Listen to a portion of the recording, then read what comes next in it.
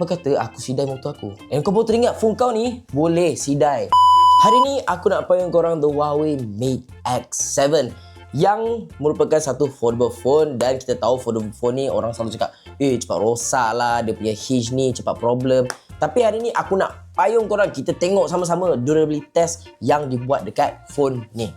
So kat sini kita ada video dorang spray water jet dekat phone. Kalau kau pernah kena water jet kat kulit korang tahulah betapa sakitnya. Dan air panas tau, bukan air biasa.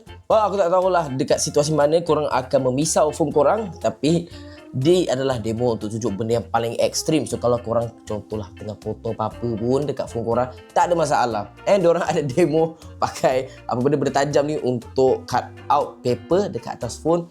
Tak tahu manusia mana akan buat, tapi dia nak menunjukkan the screen is very good. So ni lagi satu contoh di mana dia lenyekkan phone ni dengan kereta, which menunjukkan phone ni lenyek proof.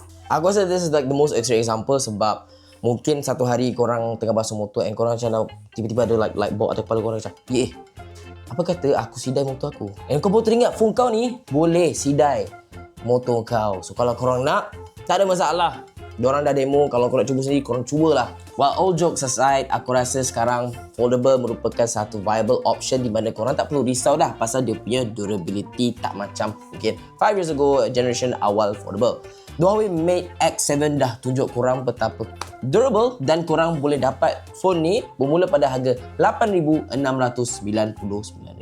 So, apa pendapat korang tentang the Huawei? Bagi tahu dalam komen, dan kita jumpa di video seterusnya. Ciao!